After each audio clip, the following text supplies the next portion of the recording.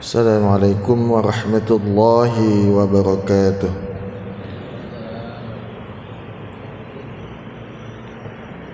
Alhamdulillah nahmaduhu wa nasta'inuhu wa nastaghfiruh wa na'udzu billahi min shururi anfusina wa sayyiati a'malina may yahdihillahu fala mudilla lahu wa may yudlilhu fala hadiyalah. Asyhadu an la ilaha illallah wahdahu la syarika lah. Asyhadu anna Muhammadan abduhu wa rasuluh. Allahumma shalli ala Muhammad wa ala ali Muhammad. Ya ayyuhalladzina amanu taqullaha haqqa tuqatih wa la tamutunna illa wa antum muslimun.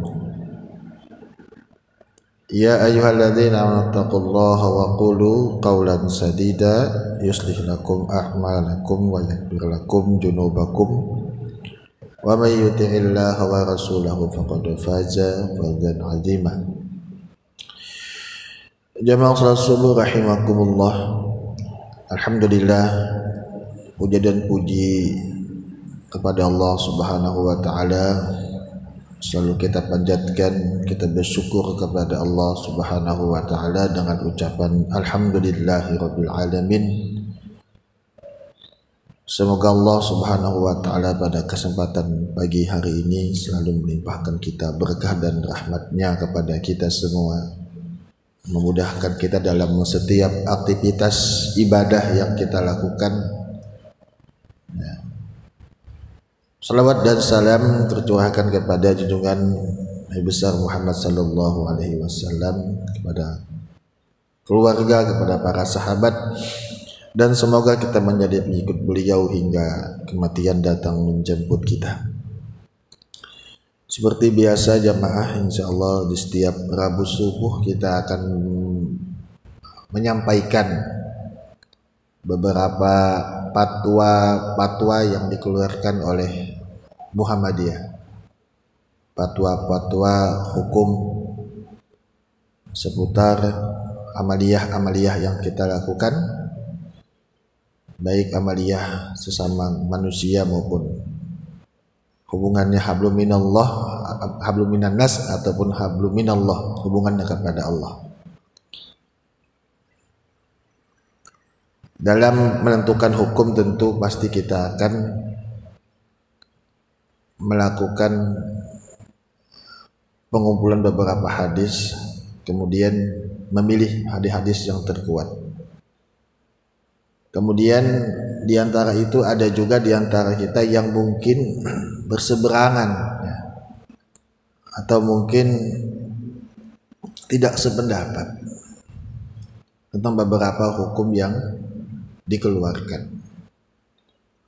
Dan itu sudah menjadi lumrah bagi kita dalam kehidupan ini, sehingga perlu dengan satu syarat untuk saling menghormati dan menghargai.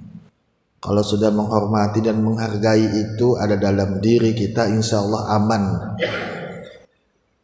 tidak akan saling ribut ya, tidak akan saling caci, bahkan tidak akan saling maki. Insya Allah pada kesempatan subuh kali ini mudahan waktu cukup untuk membacakan beberapa hukum seputar nyanyian dan seputar musik yang dipatwakan oleh Majelis Tarjih dan Tajdid Pimpinan Pusat Muhammadiyah. Dan mungkin saja fatwa ini mungkin berseberangan dengan bapak-bapak ataupun ibu-ibu jamaah sekalian tentang hasil fatwa yang dikeluarkan oleh Majelis Tarjih dan Tajdid. Pertanyaan di tahun 1996 mengenai hukum nyanyian. Pertanyaan dari Wahriyadi di Jalan Tomat Juleng nomor 3 Sengkang, Kabupaten Wajo, Sulawesi Selatan. Pertanyaannya,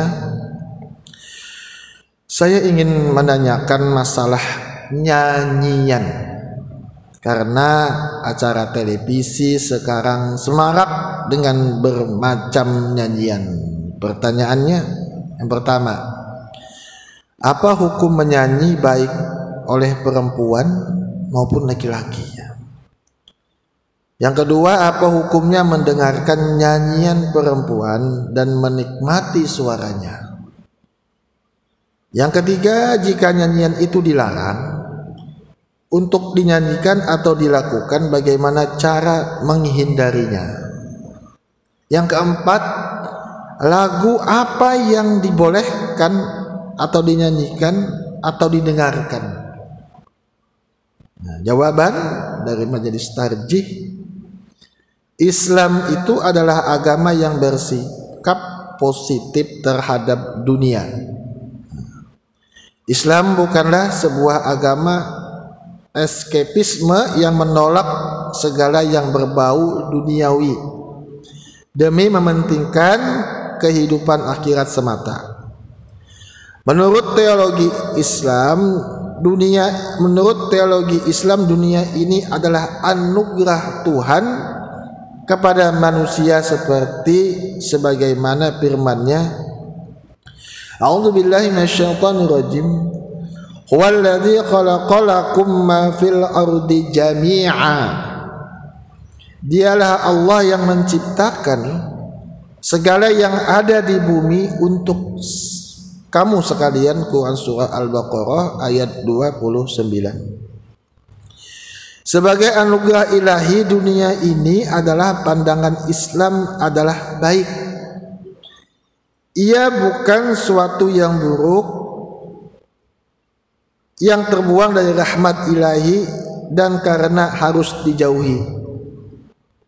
Oleh karena itu, dalam menghadapi dunia, para ahli fikih merumuskan pedoman bersikap dalam bentuk kaidah fikih yang berbunyi al-aslu fil asya al-ibahah hatta yakuma dalilun ala tahrim. Pada asasnya, segala sesuatu itu adalah mubah, diperbolehkan, sampai terdapat dalil yang melarangnya. Nyanyian dalam agama Islam termasuk kategori urusan dunia. Kami ulangi, nyanyian dalam agama Islam termasuk kategori urusan dunia dan terhadapnya berlaku kaidah fikih di atas. Dengan kata lain, nyanyian itu pada asasnya diperbolehkan, bahkan diperlukan sebagai ekspresi dari rasa kehidupan, rasa keindahan yang dimiliki oleh manusia. Pemenuhan terhadap rasa keindahan itu merupakan kebutuhan yang tidak boleh diingkari. Jika kita hendak mengakui eksistensi manusia sebagai makhluk estetis, para filosof hukum Islam merumuskan 3 skala prioritas kebutuhan manusia menurut hukum Islam yang disebut maslahah, yaitu 1. Maslahah prioritas. Kebutuhan manusia menurut hukum Islam yang disebut maslahah daruriyah ialah kebutuhan yang harus dipenuhi, di mana jika tidak dipenuhi, kelangsungan hidup seseorang akan terancam atau menjadi tidak berarti apa-apa lagi. Yang kedua, maslahah hajiyah, yaitu kebutuhan yang juga harus dipenuhi, hanya saja apabila tidak dipenuhi, kelangsungan hidup seseorang tidak terancam, akan tetapi ia akan menjadi sengsara, mengalami kesulitan, dan hidupnya tidak wajar atau normal.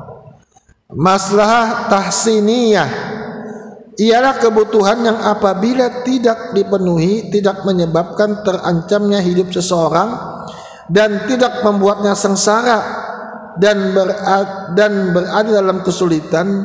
Kebutuhan ini sifatnya komplementer, yang pemenuhannya membuat hidup manusia yang sudah normal menjadi lebih indah dan lebih luks. Kebutuhan terhadap seni secara umum dan lagu secara khusus dapat dikategorikan sebagai maslahah tahsiniyah. Penjelasan ini bukanlah sesuatu yang berlebihan. Di dalam hadis Nabi SAW dinyatakan, Innallaha jamilun yuhibbul jamal. Sesungguhnya Allah itu indah dan menyukai keindahan. Hadis riwayat Muslim, hadis nomor 147. Selain itu diriwayatkan pula bahwa Rasulullah SAW menghadiri pesta nikah Rubayyi bin Mu'awiz, di mana beberapa wanita membawakan nyanyian untuk mengenang keluarganya yang mati syahid dalam perang Badar. Salah seorang penyanyi tersebut minta upaya Rasulullah SAW meramal tentang kejadian besok. Rasulullah mengatakan, jauhi meramal dan teruslah bernyanyi. Sahih Bukhari dalam kitab An-Nikah. Seni suara nyanyian sebagai ekspresi rasa indah pada manusia, dengan demikian tidak dapat dikatakan bertentangan dengan agama. Namun demikian, memang perlu diperhatikan bagaimana suatu seni seperti nyanyian itu disajikan. Setiap karya seni memiliki tanda-tanda tekstual dan visual. Apabila teks isi nyanyian tersebut mengajak orang kepada jalan yang maksiat atau dibawakan oleh seseorang terutama wanita dengan pakaian yang bertentangan dengan ketentuan hukum Islam, maka hal seperti itu dilarang. Di sini yang dilakukan bukanlah menyanyi sebagai suatu ekspresi seni pada dirinya ansik, melainkan cara-cara penampilan dan isinya yang membawa kepada kemaksiatan yang dilarang. Di zaman lampau, para ulama khususnya ahli-ahli fikih memang sebagian besar mengharamkan nyanyian. Imam Syafi'i dikutip sebagai menyatakan bahwa nyanyian adalah permainan sia-sia lahum yang mirip kebatilan. Orang yang banyak mendengarkan menjadi orang tolol dan kesaksiannya di muka hakim tidak sah. Karena ada hukum Islam, syarat menjadi hakim itu adalah adil, dan orang yang suka mendengarkan nyanyian itu cacat keadilannya. Murid-murid Syafi'i mengharamkan mendengarkan wanita menyanyi. Imam Abu Hanifah menganggap nyanyian itu sebagai dosa. Ihya Ulumuddin. Sedangkan Ibnu Qudamah wafat tahun 620 dari mazhab Hambali menyatakan memainkan alat-alat musik seperti gambus, genderang, gitar, rebab, seruling dan lain-lain adalah haram, kecuali dub ya seperti tamborin, karena yang dub itu alat musik yang dipukul, tamborin, karena Nabi membolehkan dalam pesta pernikahan, tetapi di luar perkawinan makruh. Al-Mughni edisi 1994 jilid 3. Pandangan para ulama ini sesuai dengan situasi zaman mereka. Kami ulangi, menurut Majelis Tarjih, pandangan para ulama ini sesuai dengan situasi zaman mereka dan keadaan bagaimana nyanyian pada waktu itu disuguhkan. Keharaman nyanyian biasanya dihubungkan dengan ayat-ayat Al-Quran yang ditafsirkan terlalu sempit dan kepada hadis-hadis yang tidak sahih. Sebagai contoh yang dijadikan dalil untuk mengharamkan nyanyian dalam firman Allah Quran surah Luqman ayat ke-6. A'udzubillahi minasyaitonirrajim. Wa minan nasi may yashtari lahwal hadis liyudilla an sabilillahi bighairi ilmin wa yattakhidhaha huzwa ulaika lahum adzabum muhin. Dan di antara manusia ada orang yang memperjualbelikan perkataan yang tidak berguna, lahwal hadis, atau perkataan yang sia-sia, untuk menyesatkan manusia dari jalan Allah tanpa pengetahuan dan menjadikan jalan Allah itu diolok-olok. Mereka itu akan memperoleh azab yang menghinakan. Quran surah Luqman ayat 6. Kata-kata perkataan yang tidak berguna, lahwal hadis, dalam ayat ini ditafsirkan sebagai nyanyian. Penafsiran ini tidaklah sepenuhnya tepat. Ini menurut majelis tarjih.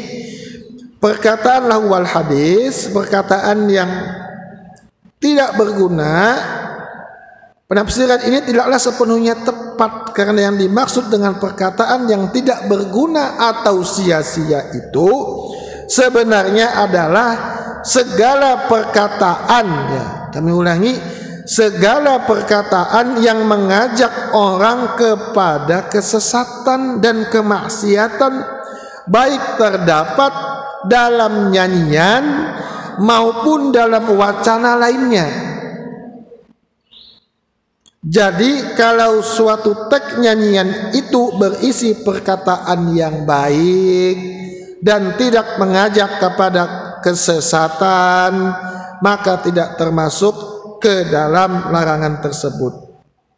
Selain itu, para ulama mengemukakan pula beberapa hadis yang menyatakan haram nyanyian, antara lain hadis Ummah al-Bahili yang diriwayatkan oleh At-Tabari, wafat tahun 310 Hijriah, ketika menafsirkan ayat di atas dalam kitab Jami'ul Bayan, la yuhillu ta'limul mughanniyat wala bai'uhunna wala shira'uhunna wa samunuhunna haram. Tidak halal mengajari wanita menyanyi, menjual serta membelinya, dan harga mereka itu haram. Hadis ini sangat dhaif karena di dalam sanadnya terdapat serangkaian perawi, yaitu Abu al-Mahlab dari Ubaidullah dari Ali ibnu Yazid, yang seluruhnya cacat dan bahkan mereka tertuduh dusta. Kesimpulannya, mendengarkan nyanyian yang baik meskipun dibawakan oleh seorang wanita tidaklah haram menurut hukum agama Islam. Nyanyian yang dilarang adalah yang ditampilkan secara bertentangan dengan agama, seperti oleh penyanyi dengan pakaian minim dan berisi kata-kata yang menyesatkan dan membawa kemaksiatan. Jamaah yang dirahmati Allah Subhanahu wa ta'ala, kemudian kami bacakan sedikit ringkasan bahwa selain itu jelaskan bahwa buku Tanya Jawab jilid 3 terbitan Suara Muhammadiyah bab masalah kesenian dan adat halaman 19 dijelaskan bahwa seni suara, khususnya alat-alat bunyian, hukumnya berkisar pada ilatnya, pada penyebabnya, dan hal itu ada 3 macam. Majelis tadi merumuskan, apabila musik menarik kepada keutamaan, maka hukumnya sunnah. Apabila musik hanya sekedar untuk main-main belaka, tidak mendatangkan apa-apa, maka hukumnya makruh. Akan tetapi apabila mengandung unsur negatif, ya misalkan ada kalimat, ya kita dengar cinta satu malam, misalkan mengajak kepada kemaksiatan, mengajak kepada perzinahan, ini kan ada unsur-unsur negatif, ya mengajak mungkin kepada perlawanan, kepada orang tua misalkan, kepada saudara kita, kata-kata hujatan, kata-kata kotor, maka ini diharamkan.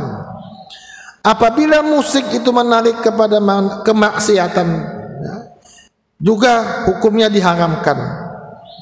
Dari uraian di atas, maka dapat disimpulkan bahwa pada dasarnya musik itu diperbolehkan secara kondisional, yang berarti juga diharamkan secara kondisional. Wallahu a'lam bishawab. Inilah jawaban daripada majelis tarjih seputar nyanyian dan musik, sehingga kita seandainya terjadi perbedaan, mohon untuk kita untuk saling berlapang dada, untuk tidak saling menghujat, untuk tidak saling mencaci. Kalau memang itu terjadi perdebatan, tidak masalah, asalkan dalam koridor yang baik. Jangan sampai juga kita mengatakan bahwa misalkan ketika kita upacara di pagi hari, misalkan ketika kita menyanyikan lagu Indonesia Raya, nah ini juga mungkin diantara kita ada yang tidak mau menyanyikannya. Ya, ini juga jadi persoalan karena kita juga di Indonesia ini, kalau kita acara 17 Agustus kita menyanyikan lagu Indonesia Raya juga diiringi dengan lagu, dan akan tetapi Muhammadiyah memahami baik itu lagu kebangsaan, lagu March Muhammadiyah itu diperbolehkan ketika lagu-lagu tersebut tidak mengandung unsur-unsur yang membawa kesyirikan atau hal-hal yang membawa negatif dalam syair-syair yang dilantunkannya. Semoga apa-apa yang kami sampaikan ini membawa kebaikan khususnya kepada diri kami sendiri dan kepada para jamaah sekalian. Subhanakallahumma wa bihamdika asyhadu an la ilaha illa anta astaghfiruka wa atubu ilaik. Assalamualaikum warahmatullahi wabarakatuh.